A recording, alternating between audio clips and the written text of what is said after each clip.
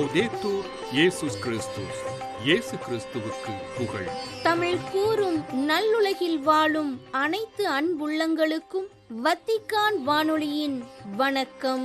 இறைவன் உங்கள் உள்ளத்தையும் இல்லத்தையும் தன் அன்பாலும் அருளாலும் அமைதியாலும் இன்றும் என்றும் நிரப்புவாராக.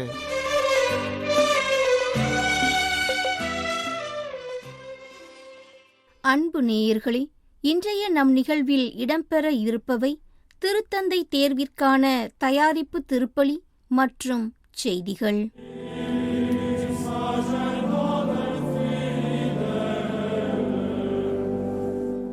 அன்பு நேயர்களே, திரு அவையை வழிநடத்த இருக்கும் 267வது திருத்தந்தையை தேர்ந்தெடுப்பதற்காக கர்தினால்கள் அனைவரும் தயாராக இருக்கும் இவ்வேளையில் திருத்தந்தை தேர்விற்கான தயாரிப்பு திருப்பலி நிகழ்வுகள் குறித்து இன்றைய நம் நிகழ்வில் காணலாம்.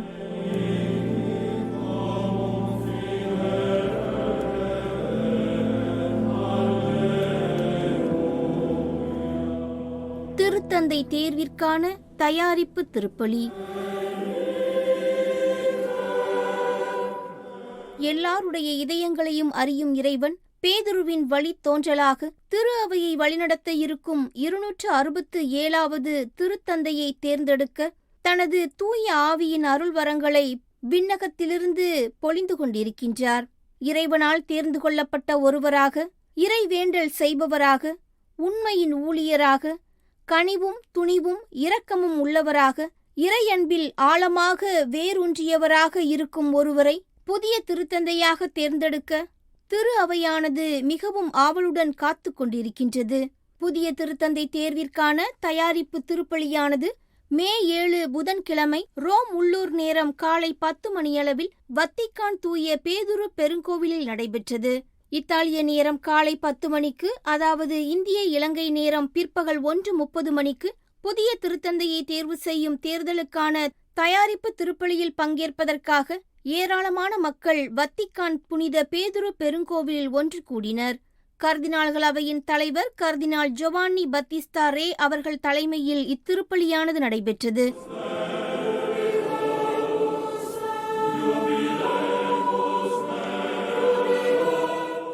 வருகை பாடலுடன் திருப்பலியானது ஆரம்பமானதும் கர்தினால் ஜோவான்னி பத்திஸ்தா ரே அவர்கள் சிலுவை அடையாளம் வரைந்து திருப்பலியினை லத்தீன் மொழியில் துவக்கினார்.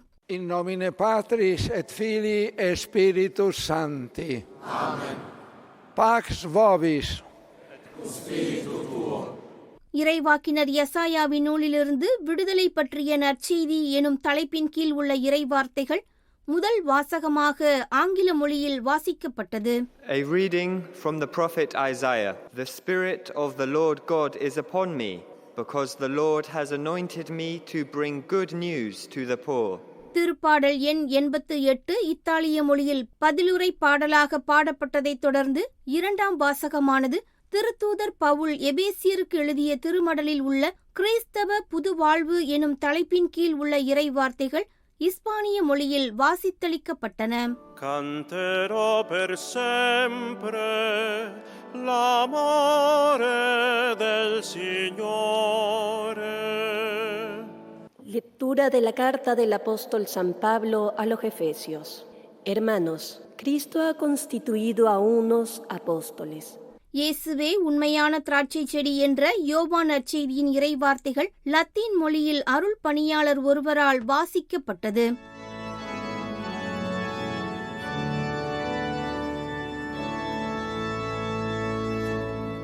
In illo tempore dixit Iesus discipulis suis, sicut dilexit me Pater, et ego dilexi vos.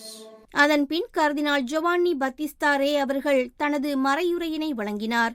கர்தினால் ரே அவர்களின் மறையுரைக்கு இப்போது நாம் செவி சாய்ப்போம். Carissimi cardinali elettori, carissimi tutti fratelli e sorelle. Negli Atti degli Apostoli si legge che dopo l'ascensione di Gesù Cristo al cielo e in attesa della Pentecoste, இயேசு விண்ணேற்றம் அடைந்த பிறகு பெந்தகோஸ்து எனும் நாளுக்காக இயேசுவின் தாய் மரியாவுடன் சீடர்கள் அனைவரும் விடாமுயற்சியுடன் ஜெபத்தில் ஒருமனப்பட்டு ஒன்று கூடியிருந்தார்கள். இதனை நாம் திருத்தூதர் பணிகள் நூலில் வாசிக்க கேட்கின்றோம். புதிய திருத்தந்தையை தேர்ந்தெடுக்கும் கான்க்ளேவ் அவை தொடங்க சில மணி நேரங்களே இருக்கின்ற நிலையில் திருத்தூதர் பேதுருவின் கல்லறை இருக்கும் இப்பெருங்கோவிலில் பீடத்தின் அருகில் வைக்கப்பட்டிருக்கும் அன்னை மரியின் திரு உருவத்துடன் திருத்தூதர்கள் கொண்டிருந்த அதே மனநிலையில் நாமும் இப்போது ஒன்று கூடியிருக்கின்றோம். மறைந்த திருத்தந்தை மீது கொண்டிருக்கும் அன்பு, நம்பிக்கை நிறைந்த எதிர்பார்ப்பு ஆகியவற்றுடன் அனைத்து இறைமக்களின் நம்பிக்கையையும் ஒன்றிணைத்து மக்களோடு நாம் ஒன்றித்திருக்கின்றோம். Siamo qui per invocare l'aiuto dello Spirito Santo, per implorare la sua luce e la sua forza. Si è eletto il Papa di cui la Chiesa e l'umanità hanno bisogno in questo tornante della storia tanto difficile, complesso e tormentato. வரலாற்றின் கடினமான மற்றும் சிக்கலான இக்காலகட்டத்தில் திரு அவைக்கும் மனிதகுலத்திற்கும் தேவைப்படும் திருத்தந்தையை தேர்ந்தெடுப்பதற்காக தூய ஆவியாரின் உதவியை வேண்டி அவருடைய ஒளியையும் ஆற்றலையும் வேண்டிக் கொள்ள நாம் இங்கே ஒன்றாக கூடியிருக்கின்றோம். இவ்வேளையில் ஜெபிப்பதும் தூய ஆவியாரின் துணையை வேண்டிக் கொள்வது மட்டுமே சரியான அணுகுமுறையும் நமது கடமையுமாகும். வாக்களிக்கும் உரிமை கொண்ட கர்தினால்கள் மனிதாபிமான மற்றும் திரு அவையின் மிகவும் பொறுப்பான செயலுக்கும் மிக அதிக முக்கியத்துவம் வாய்ந்த தேர்தலுக்கும் தங்களையே தயாரித்து வருகிறார்கள். தங்களது அனைத்து தனிப்பட்ட கருத்துக்களையும் கைவிட்டு கடவுளாம் இயேசு கிறிஸ்துவை மட்டுமே தங்களது இதயத்தில் வைத்து திரு அவை மற்றும் மனிதகுலத்தின் நன்மையை மனதில் இருத்தி செயல்பட அழைக்கப்படுகின்றார்கள். Il suo primo messaggio testamento di Gesù, consegnato ai suoi apostoli della cena di addio nel cenacolo. யோவான் நற்செய்தியில் குறிப்பிடப்படும் பகுதிகளான இயேசு தான் கைது செய்யப்படுவதற்கு முன்பு மேலறையில் தனது சீடர்களுடன் உணவருந்தி அவர்களுக்கு வழங்கிய இறுதி ராவுணவு உரையில் அறிவிக்கப்பட்ட கருத்துக்களை மனதில் இருத்துவோம். நான் உங்களிடம் அன்பு கொண்டிருப்பது போல நீங்களும் ஒருவர் மற்றவரிடம் அன்பு கொண்டிருக்க வேண்டும் என்பதே என் கட்டளை என்று கூறுகின்றார் இயேசு. அதாவது, நான் உங்களை அன்பு செய்தது போல என்ற வார்த்தைகள் நமது அன்பு எவ்வளவு தூரம் உயர்ந்ததாக இருக்க வேண்டும், யாரை போன்று இருக்க வேண்டும் என்பதை எடுத்துரைக்கின்றன. தம் நண்பர்களுக்காக உயிரை கொடுப்பதை விட சிறந்த அன்பு யாரிடமும் இல்லை என்ற இறை வார்த்தைகள் வழியாக நாம் எத்தகைய அன்பை பிறரிடத்தில் கொண்டிருக்க வேண்டும் என்று இயேசு சுட்டிக்காட்டுகிறார். இயேசுவின் இவ்வரிகள் அன்பின் செய்தியாக விளங்குகின்றன. இயேசு புதிய கட்டளை என்று இதனை அழைக்கின்றார். ஏனெனில் பழைய ஏற்பாட்டு அறிவுரையான பிறர் உங்களுக்கு செய்யக்கூடாது என்று நீங்கள் நினைப்பவற்றை நீங்களும் அவர்களுக்கு செய்யாதீர்கள் என்பதை நேர்மறையாக மாற்றுகின்றது இயேசுவின் புதிய கட்டளை. இயேசு வெளிப்படுத்தும் எல்லையற்ற அன்பு அவருடைய அனைத்து சீடர்களின் எண்ணங்களையும் செயல்களையும் வகைப்படுத்த வேண்டும். சீடர்கள் எப்போதும் உண்மையான அன்பை வெளிப்படுத்துபவர்களாக, புதிய நாகரிகத்தை கட்டியெழுப்ப தங்களையே அர்ப்பணிப்பவர்களாக மாற வேண்டும். இதையே திருத்தந்தை தூய 6ஆம் பவுல் அன்பின் நாகரிகம் என்று அழைத்தார். L'amore è la sola forza capace di cambiare il mondo. E Gesù ci ha dato l'esempio di questo amore all'inizio dell'ultima cena, con un gesto sorprendente. உலகை மாற்றும் ஆற்றல் கொண்டது அன்பு ஒன்று மட்டுமே. இயேசு இத்தகைய அன்பின் எடுத்துக்காட்டை தனது இறுதி ராவுணவின் போது தனது சீடர்களுக்கு ஓர் அடையாளச் செய்கையின் வழியாக வழங்கினார். தனது இடையை வரிந்து கட்டிக்கொண்டு சீடர்களின் பாதங்களை கழுவி பணிவிடை பெற அன்று பணிவிடை புரியவே தான் வந்துள்ளதை அறிவித்தார். தன்னை காட்டிக் கொடுக்க இருக்கும் யூதாஸ் உட்பட அனைத்து சீடர்களின் பாதங்களையும் பாகுபாடின்றி கழுவினார். இயேசுவின் இந்த அடையாளச் செயல் திருப்பலியின் முதல் வாசகத்தில் நாம் செவிசாய்த்த இறைவாக்கினர் எசாயாவின் வார்த்தைகளுடன் தொடர்புடையது. மேய்ப்பர்களின் அடிப்படை தரம் முழுமையான சுய கையளிப்பிற்கான அன்பு என்பதை அவர் நமக்கு நினைவூட்டினார். எனவே இந்த நற்கருணை கொண்டாட்டத்தின் இறை வார்த்தைகள் சகோதர அன்பு, இணக்கமான உதவி, திரு அவை ஒன்றிப்பு மற்றும் உலகளாவிய மனித உடன்பிறந்த உணர்வின் அர்ப்பணிப்புக்கான அழைப்பினை நமக்கு கொடுக்கின்றது. திருத்தூதர் பேதுருவின் வழி வருபவராக அவரது ஒவ்வொரு பணிகளிலும் ஒன்றிப்பை வளர்க்க அழைப்பு விடுக்கின்றது. கிறிஸ்தவர்களிடத்தில், ஆயர்களிடத்தில், கலாச்சாரங்களுக்கிடையில் ஒன்றிப்பிற்காக பாடுபடுபவர்களாக அவர் இருக்க வேண்டும். திரு அவை எப்போதும் ஒன்றிப்பின் இல்லமாகவும் பள்ளியாகவும் இருக்க வேண்டும் என்பதை மனதில் கொண்டு செயல்பட வேண்டும். Ogni Papa continua a incarnare Pietro e la sua missione e così rappresenta Cristo in terra. Egli è la roccia su cui è edificata la Chiesa. திருத்தூதர் பேதுருவையும் அவரது பணியை தொடர்ந்து உருவகப்படுத்துவதன் வழியாக பூமியில் கிறிஸ்துவை அடையாளப்படுத்துகின்றார். ஏனெனில் அவர் திரு அவை மேல் கட்டமைக்கப்பட்ட பாறை என்று இயேசுவால் எடுத்துரைக்கப்பட்டவர். இந்த பாறையின் மேல் எனது திருச்சபையை கட்டுவேன் என்று இயேசுவால் எடுத்துரைக்கப்பட்டவர் புனித பேதுரு. கடந்த 100 ஆண்டுகளில் புனிதமான மற்றும் மிகப்பெரிய திருத்தந்தையர்களை நமக்கு வழங்கிய தூய ஆவியானவர் திரு அவை மற்றும் மனிதகுலத்தின் நன்மைக்காக கடவுளது இதயத்தின் விருப்பத்திற்கு ஏற்றவாறு ஒரு புதிய திருத்தந்தையை நமக்கு வழங்குவார் என்று ஜெபிப்போம். தொழில்நுட்ப முன்னேற்றத்தால் வகைப்படுத்தப்பட்ட கடவுளை மறக்க முனைகின்ற இன்றைய சமூகத்தில் அனைவரது மனசாட்சியையும் ஆன்மீக ஆற்றல்களையும் எவ்வாறு எழுப்புவது என்பதை நன்கு அறிந்த திருத்தந்தையை கடவுள் திரு அவைக்கு வழங்க ஜெபிப்போம். இன்றைய உலகமானது அடிப்படை மனித மற்றும் ஆன்மீக விழுமியங்களை பாதுகாப்பதற்காக திரு அவையிடமிருந்து நிறைய எதிர்பார்க்கின்றது. ஏனெனில் இவை இல்லாமல் மனித சகவாழ்வு எதிர்கால சந்ததியினருக்கு சிறந்ததாகவோ நன்மையை தருவதாகவோ இருக்காது. திரு அவையின் தாயான தூய கன்னிமரியா தனது பரிந்துரையின் வழியாக வாக்களிக்கும் கர்தினால்களின் இதயங்களை மனதை ஒளிரச் செய்து இக்காலத்திற்கேற்ற திருத்தந்தையை தேர்ந்தெடுப்பதில் நமக்கு உதவுவாராக. Illumini le menti dei cardinali elettori e li renda concordi nell'elezione del Papa di cui ha bisogno il nostro tempo. இவ்வாறு கர்தினால் ரே அவர்கள் தனது மறையுரையை நிறைவு செய்ததும் சிறிது நேர அமைதிக்குப் பின் நம்பிக்கையாளர் அறிக்கையானது லத்தீன் மொழியில் பாடப்பட்டது.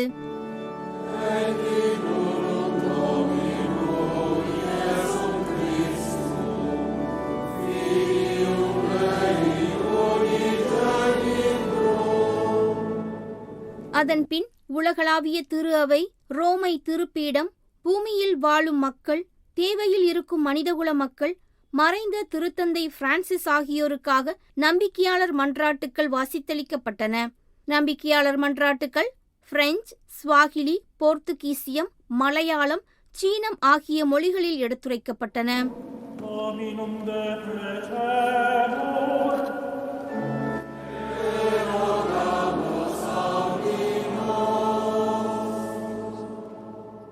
Oremus pro cardinalibus, qui Romanum pontificem eligere debent. காணிக்கை பவனியை தொடர்ந்து நற்கருணை வழிபாட்டினை கர்தினால் ஜோவானி பத்திஸ்தா ரே அவர்கள் வழிநடத்தினார்.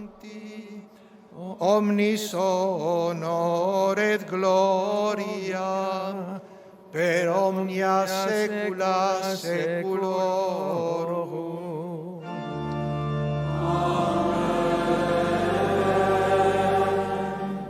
இறுதியில் அன்னை மரியின் பாடலுடன் திருப்பலியானது நிறைவுக்கு வந்தது.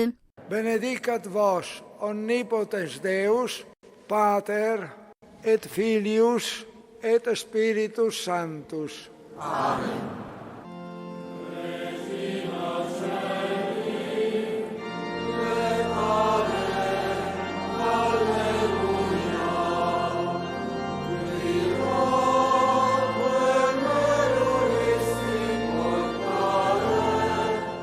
புதிய திருத்தந்தையை தேர்ந்தெடுக்க இருக்கும் இத்தேர்தலானது திரு அவைக்கு புது வாழ்வையும் புத்தெழுச்சியையும் இவ்வுலகிற்கு புதிய நம்பிக்கையையும் தர ஜெபிப்போம்.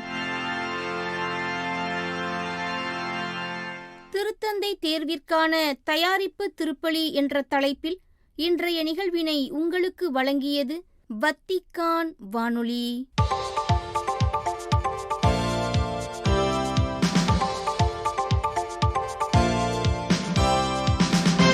செய்திகள்.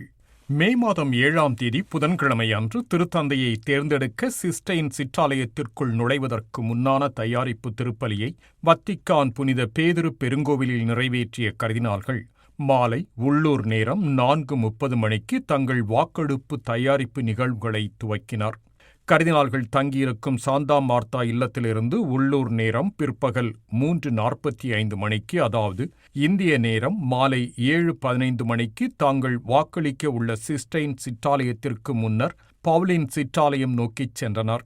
மாலை செய்திகள் இடம்பெற்றுக் கொண்டிருக்கும் இந்நேரத்தில் முதல் வாக்குப்பதிவுக்கான தயாரிப்புகள் இடம்பெற்று வருகின்றன.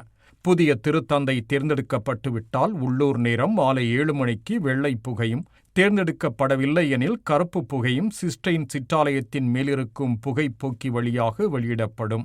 புதன் இரவு வத்திக்கானில் உள்ள சாந்தா மார்த்தா இல்லத்திற்கு திரும்பும் கர்தினால்கள் மே 8 வியாழக்கிழமையன்று காலை உள்ளூர் நேரம் 7:45 மணிக்கு அங்கிருந்து கிளம்பி சிஸ்டைன் சிற்றாலயத்திற்கு அருகில் இருக்கும் பவுலின் சிற்றாலயத்தில் காலை திருப்பலி நிறைவேற்றி 9:15 மணிக்கு ஜெபத்துடன் வாக்குப்பதிவை தொடர்வர்.